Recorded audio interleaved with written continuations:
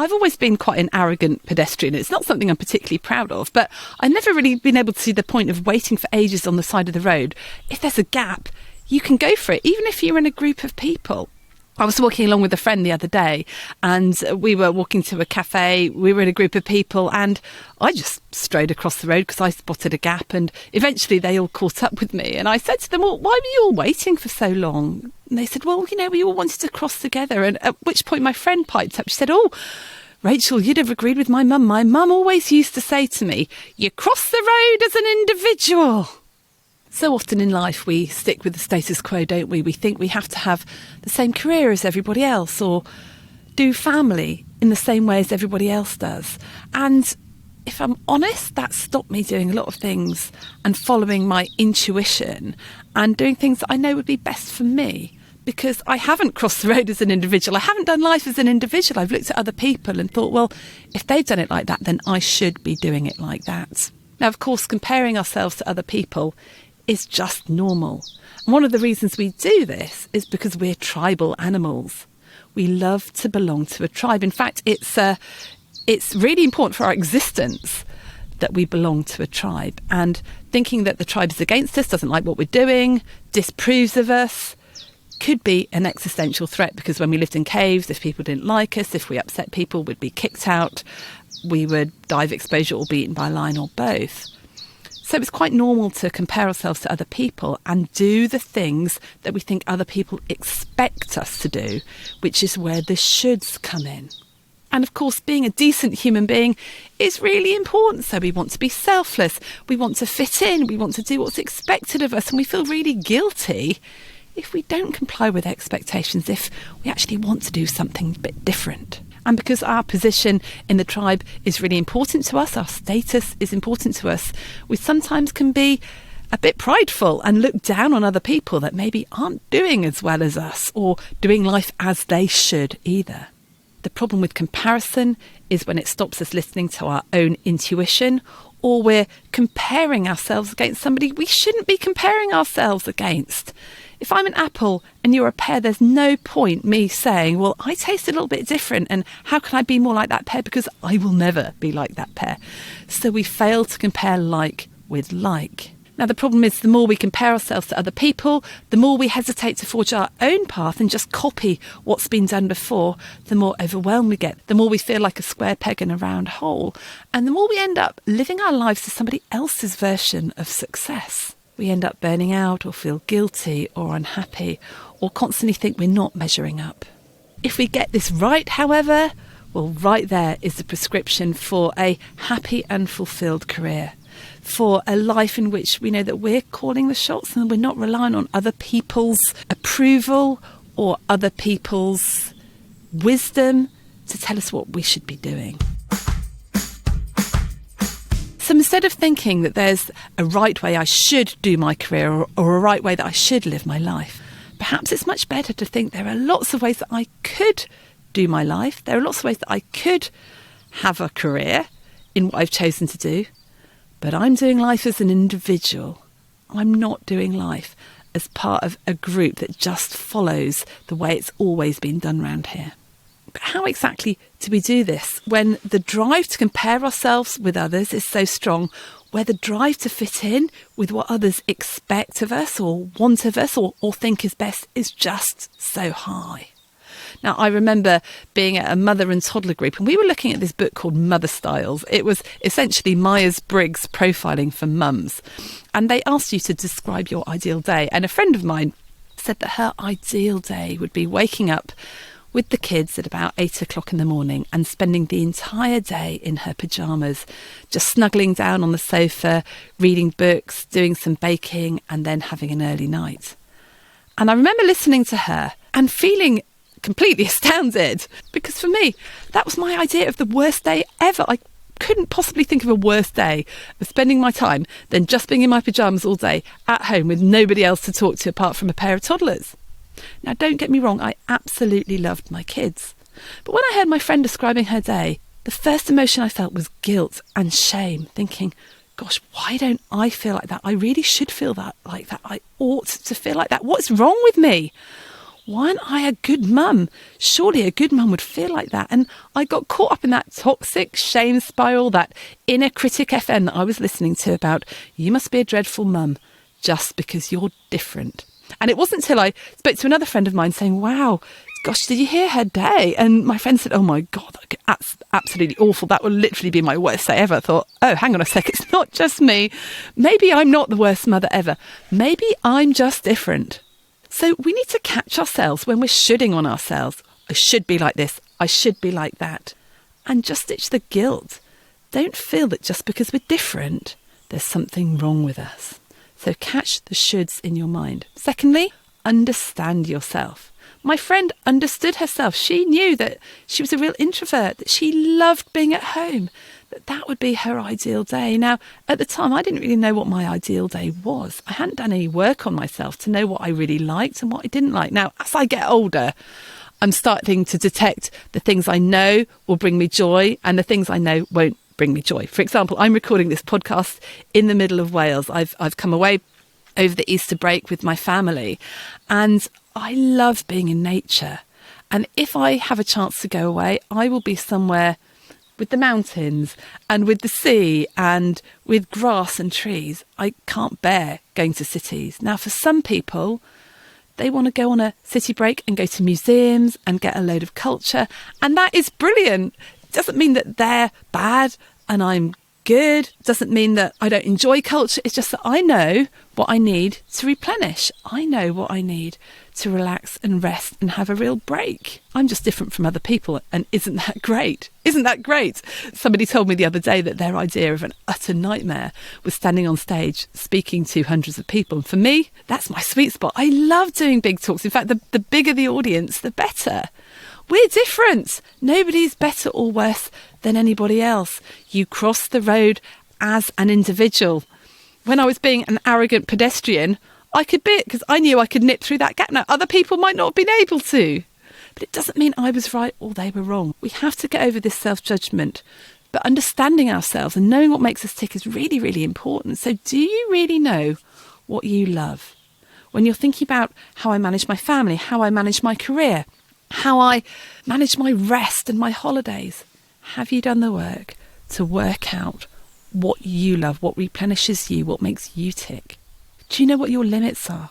When I was a house officer, I used to feel sick with tiredness. Now, I know that lots of people found those junior doctor years really, really difficult.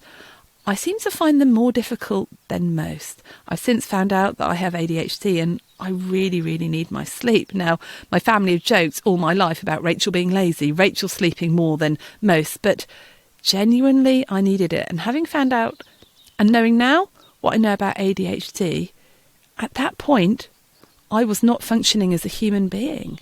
But rather than accept that in myself and doing everything I could to get more sleep and more rest during those very, very difficult junior doctor days, I just beat myself up about the fact I wasn't like everybody else who seemed to be coping with the lack of sleep. So knowing our limits, knowing ourselves is so, so important. Next thing is we have to stop assuming that we know other people and we know what makes them tick as well. We don't. We do not know much about other people apart from what we can see and hear in their behaviour. Even our nearest and dearest, we have no idea what they're thinking. In fact, I remember hearing about a study the other day where they looked at who is the best at mind reading, and they looked at couples on dates, and they found that the people who were most accurately able to predict what the other person was thinking were couples on their first date. You know why that is? Because they asked each other. They went to the restaurant and they'd say, what are you thinking? What do you think about this and that? In the same study, they found that the people least likely to predict what the other person was thinking were old married couples. You know, I think I know what my partner thinks. I really, really don't. We just assume that someone else is thinking this, that a certain thing has had a certain impact on them, and we have absolutely no idea. We do this mind reading where we assume we know somebody else. We also assume we know what's going on for them, both in their personal lives or at work or with their friendships or in their family. For most people, we have absolutely no idea. And even when someone has confided in you, or even when they live with you, we still can't get inside somebody else's head. We don't know what their internal state is. We don't know what thoughts and scripts are running around their brain. So to compare ourselves to them and think, well, they're coping with that, why aren't I, is just ridiculous. Again, it's like comparing apples and pears. And so to say for somebody, well, they can do that career, so why can't I? And I ought to be exactly like them in terms of my career progression, in terms of how many sessions I work, in terms of what I like to do. Well, it's just ridiculous. We don't know what it's like for them. We can't possibly say it should be exactly the same for us. So we need to identify when we're shitting on ourselves with that inner critic FM going around. We need to know ourselves and know what we like, what we enjoy, what we love doing. And we need to stop assuming that we know exactly what's going on for other people and what it's like for them. Then we can start, instead of using the should word, to use the could word. And I love this, because if you say to yourself, well, I should be doing my career, my family, my life in this particular way, then you're going to be at a loss all your life. You're just going to be dancing to somebody else's tune. But if you start to say to yourself, well, I could do it like this, I could do this, then that opens up a whole range of possibilities, because yes, you could, but you don't have to. It's your choice. And you can choose depending on all these other factors, depending on what you love, depending on what makes you feel good, depending on what you're really good at. It's not often that you really love doing something that you're absolutely rubbish at. That's your zone of genius. And the more you can stay in the zone of genius, the better. But it does mean that you have to make those career decisions by yourself. It does mean that you need to make those decisions about how you're going to do family life by yourself. You cross the road as an individual. And does it mean that you never consider other people? No, of course not. Of course not. But at the end of the day, you cross the road as an individual. The choices you make are up to you, because you're the one that's going to bear the consequences of those choices. So shifting into power language from using that, well, I should and I ought to, into I could and I will, makes you feel a lot more powerful.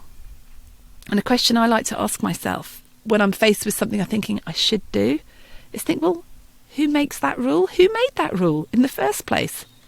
Who says I should? Because quite a lot of the time, it's me telling myself I should, and actually nobody else has really made that rule for me. Now, when you're thinking about this, there are things that we can get wrong.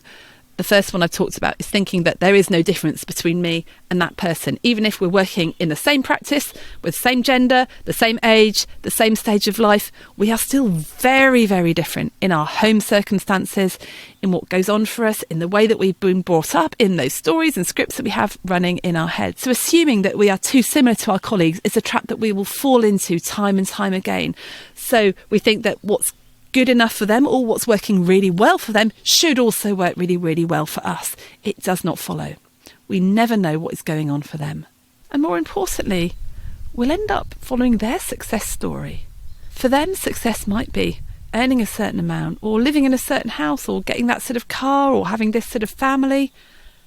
And it may be something completely different for us. So thinking that there is absolutely no difference between us and the next person is a trap we can fall into.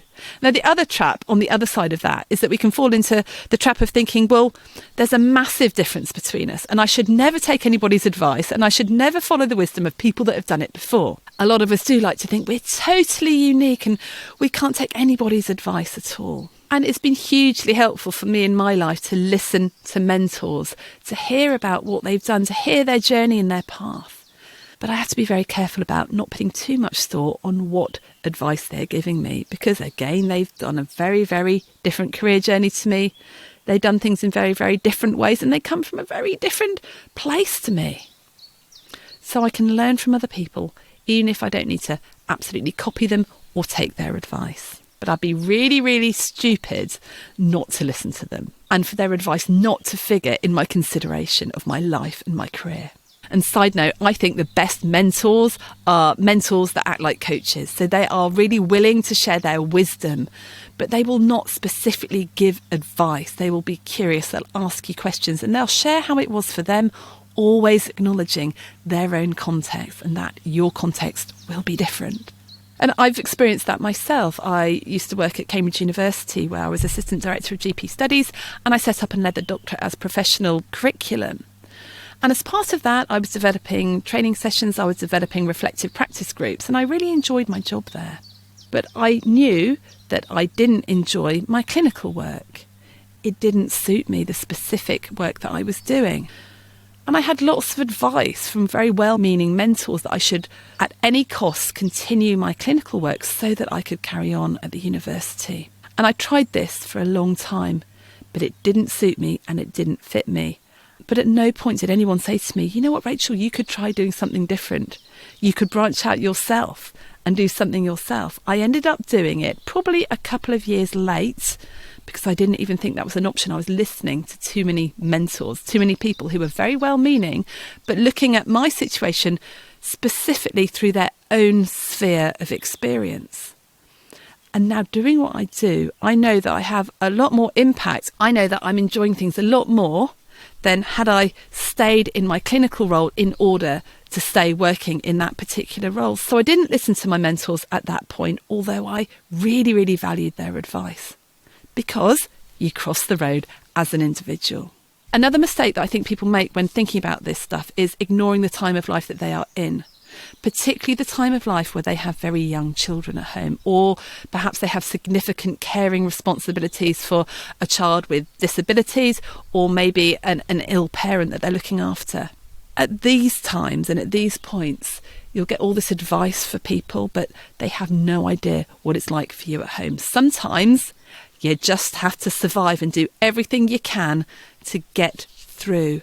And don't be overly ambitious. But this is where the shoulds and the oughts really get you, when you are a bit overstretched in different ways and you're busy looking around at other people thinking, well, I really should be doing that clinical leadership role that person's doing, but you're struggling just to keep your shit together because you've got a child that's awake 4 times at night and you aren't getting any sleep. At that point, please be kind to yourself. Do what you need to do to survive. Do not try and overstretch because of the shoulds in your mind. Your time will come, but we ignore how stressful those particular times of life can be, and get as much help as you can. And another mistake we make is when we don't do something, not because we don't want to do it, not because it's not going to suit us, but because we're afraid.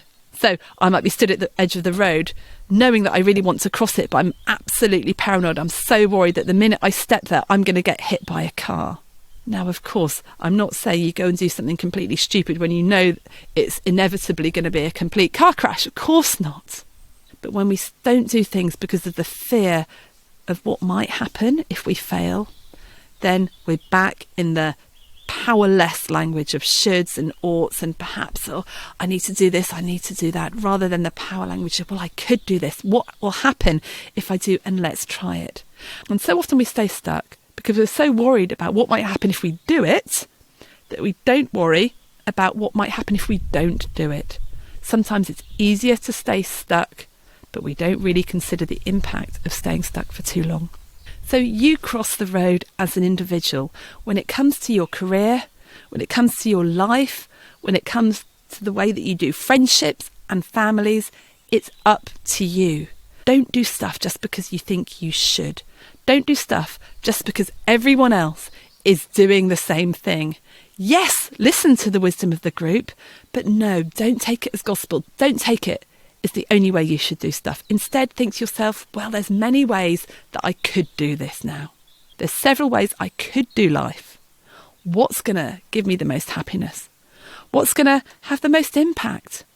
Which version of me is this going to produce that's going to have the biggest impact on the world?